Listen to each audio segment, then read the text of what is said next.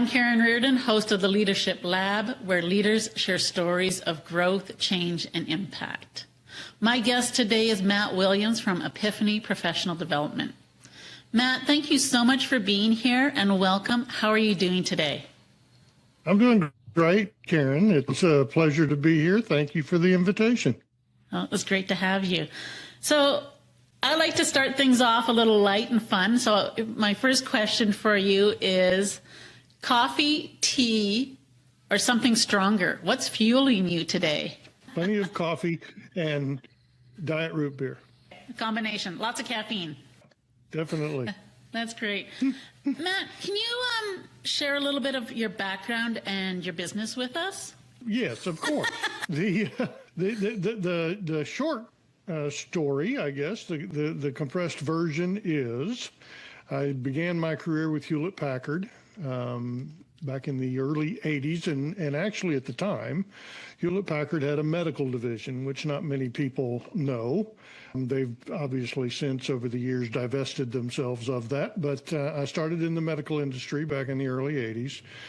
And in various, first in technical roles, in sales and in management. And after 10 years, I'd always had the underlying drive to have my own business. And I was fortunate to make an acquaintance, identify a distributorship in Houston that was struggling, kind of bleeding at the time. And so I had the opportunity to buy that business and did so. And left Hewlett-Packard after about 10 years in order to do that. We were fortunate over the next few years to be able to turn that business around, make it profitable, and made the decision then to sell that business, sell off pieces of it, and keep some of the partnerships and some of the technology and move forward, creating a new business, which was Reliance Medical Systems. Reliance was in operation. We had great success with that over a 10-year period of time. It was kind of a value-added business in anesthesia and in patient monitoring, in perinatal applications, et cetera. And an investor conversation looking for additional funding at about the 10-year mark turned into a buyout. So we saw some things in the industry. It was the right time and opportunity, and so we took that buyout, and Reliance was acquired at that time. So I had to figure what I wanted to do when I grew up. So I went back, did some graduate work in executive coaching and organizational development, and began my coaching career at that point, and went out and just kind of hung out my shingle, began knocking on doors, and fortunately oil and gas was booming at the time in Houston, so I kind of made my way in oil and gas. And so I've been at it for 15 years, working primarily with executive leadership in large corporate spaces in oil and gas, healthcare, construction, and a variety of other industries. Wow. So what got you into coaching in the first place? Well, I've been asked that obviously several times over the 15-year period of time, and there's probably two things. One was, as the leader of that medical company, Reliance Medical, that I had a coach for a period of time. And I found it to be invaluable. They say it's lonely at the top, and it really is. You don't have that independent sounding board that you can go to. Everybody's got an agenda, whether it's the accounting people or the board or attorneys or whoever it is. So having that independent sounding board was really valuable for me. But in addition to that, as I grew up in Hewlett-Packard early in my career, they, at the time, had a very strong coaching culture. And their managers, I don't even know if we called it coaching back then, but their management style was very open, engaging, empowering, and they taught us a lot about the methodology, if you will, in and around coaching. So I built my organizations that way as I moved forward, and between that, my sales background and the coaching that I had done, or the coaching that I'd seen, experienced myself, I just kind of landed in this space. Wow. Yeah, that makes sense for sure, especially if you come from a strong culture with that coaching background. So you've been in the coaching industry for 15 years. What shifts are you seeing in the industry right now? A lot of people are, the only really major shift I think I've seen, Karen, was COVID. When COVID hit, the industry changed pretty dramatically. Everybody's talking about the advent of AI. Everybody's clearly it's because there's been so many people that have entered the space. There's been something of a commoditization of coaching, and then you see the applications like BetterHelp and others that certainly have contributed to that. But the biggest shift I saw was COVID. I thought, as many did, that when that set in, it was over. Because I was a regional provider, right? Nobody wanted to see you or talk to you. But the reality of it is that the business exploded at that point because everybody was forced to go online, and that became the kind of the natural platform for business. And so the regional fit became a global that because there was no more restriction on having to travel or get to people around the world. And so it really changed the way coaching was delivered and changed, I think, the opportunity for a lot of different coaches. And you began to see the separation as well then. That's kind of when the better ups began to come into the marketplace, and the other platforms came in to provide that kind of broad scale coaching. And so you began to see some separation between the mid to higher level providers and those that provide more at the mid and low level. So you begin to see some separation at that point. And so for you and your business, with this movement to the online space, how has that impacted your growth strategy and shifted for you? As I said, it really just created greater opportunity. I don't know that it significantly impacted my growth strategy. I've been, so in my practice, Karen, we offer leadership development as well as executive coaching. And when I got into the business, they said it was 95% referral based. And I think it still is, in spite of all the marketing, in spite of all the blogging and efforts to create a voice in the space, right? I think it's still driven by referrals, by relationships. I've got 3 pillars that I operate under and always have, and that's visibility, value, and relationships. You got to be visible. You got to provide value in that visibility, and you've got to get belly to belly with people and create those relationships. And if you do that, I think there's a level of success that can be achieved in coaching.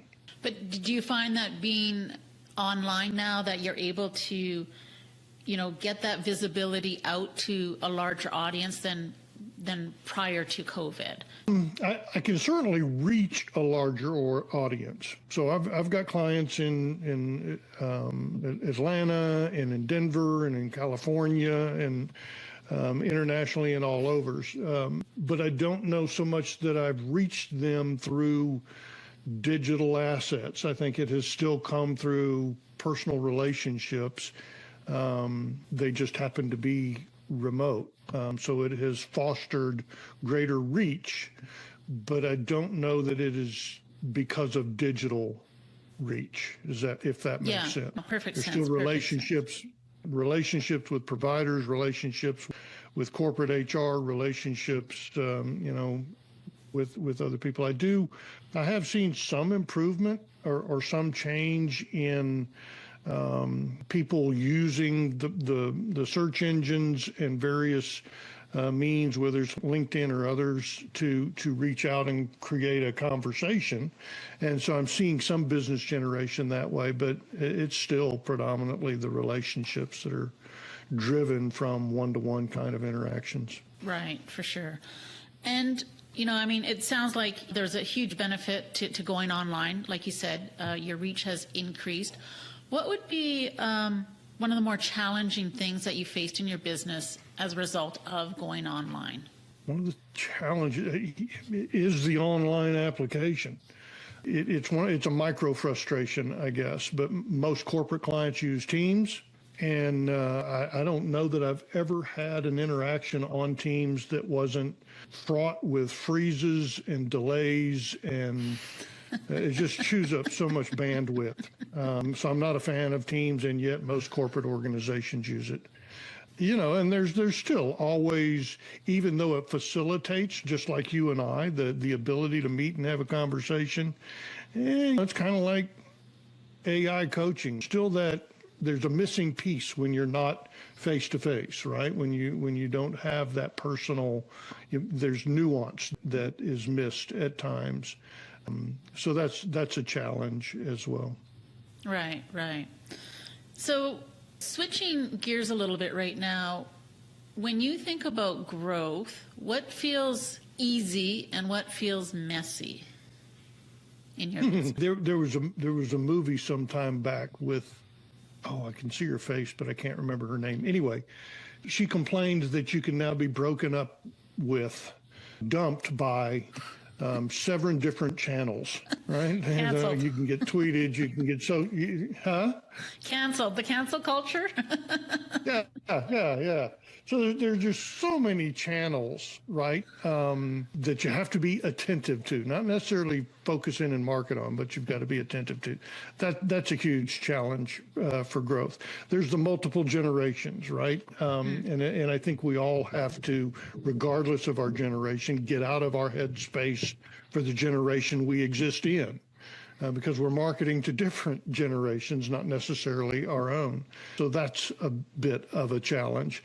I have found also, I used to think I was pretty good at saying no, but I found it more difficult to keep these priorities because there's so much information coming at you and so much opportunity to chase. It's really important to pick a lane and kind of stay in it, even though you're being bombarded with so many other opportunities to create business along the way. So those are the challenges I think that I face as far as growth goes, is remaining focused, doing the most important thing at the most important time, and just staying grounded and keeping faith, right? Because you don't see, I had this conversation with somebody earlier today when I was in the product marketing space. There were clear metrics.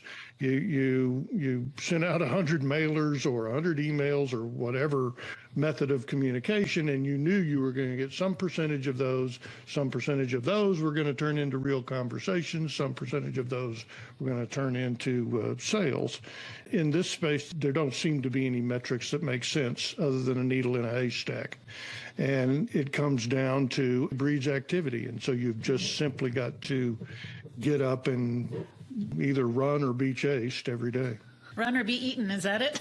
Did you find other coaching business, similar businesses to you? Do you feel they have the same challenges you do, or do you think this is just unique to your business? No, it's coaching and just coaching in general. It's coaching across the board. It's coaching across the board, and I think there are unique challenges to individual practitioners, right? If you're trying to penetrate and sell into large institutions that like to hang their hat on the Korn Ferries of the world. And then there's unique challenges if you attack the mid-market or the small market, just because of the diversity of those markets and trying to get a foothold. So I think coaching in general has challenges similar to what I was talking about, but depending upon how big you are, who you're aligned with, and how you go about it, there are unique challenges across the board. Right. So, we've been talking about challenges. What's been working really well for you and your business right now? Nothing. Is that There have been periods across the 15 years where I'll make a comment to my wife or others that somebody's just turned off the internet, and there's no emails, no activity, nothing's going on. This period of the last several months has kind of been that way, and I don't know if it's because of all of the economic chaos that's happening, the fear about tariffs and the uncertainty in the economy, or if it's approaching the end of the year, people are planning a budget. I'm not sure. It's just been very quiet recently. What's worked in the business up until that point was just the traditional things, really, Karen. It's reaching out for the past customers that have had a good experience with you. It's cultivating new relationships with businesses, with HR leaders, with executives, and having those conversations around what their business challenges are. It's posting to LinkedIn. It's advertising on Google. It's just all the traditional things that have created business success, with referrals being the leading contributor in that space. But recently, it's just been very quiet. And I've reached out to partners, I've reached out to other coaches, and even though I define it as quiet, I think we're probably one of the busier ones in the space. We've had the good fortune of working with some great corporate clients that have kept us reasonably busy with coaching and training initiatives, but it's still oddly quiet right now. Interesting.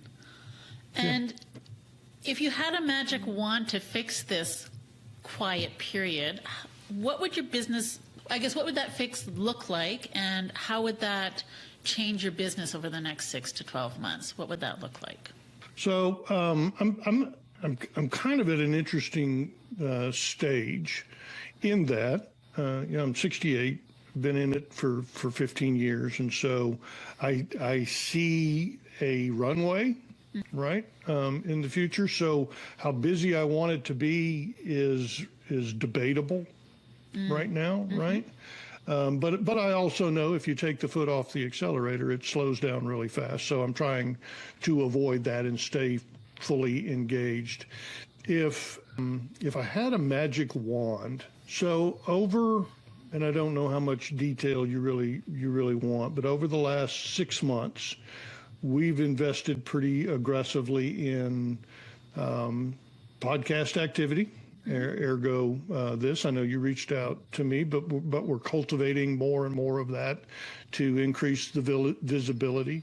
We've invested and continued in SEO to ensure that we rank high in just organic search activity.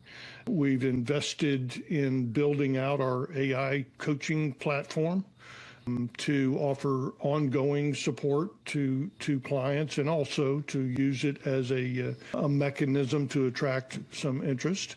And we're investing in narrowing our focus a bit. Executive coaching is purportedly a niche for coaching, but it's also become a very broad niche, right? So we're narrowing our focus into presence and in coaching, executive presence, to try to, I guess, tease out more specific coaching engagements and training engagements in and around emotional intelligence and executive presence. So those are some of the things that I've seen. If I had a magic wand, everybody would respond to that and be clamoring, beating down our door. And, maybe it's a continuation of that will lead to that in 26. We'll see. Right.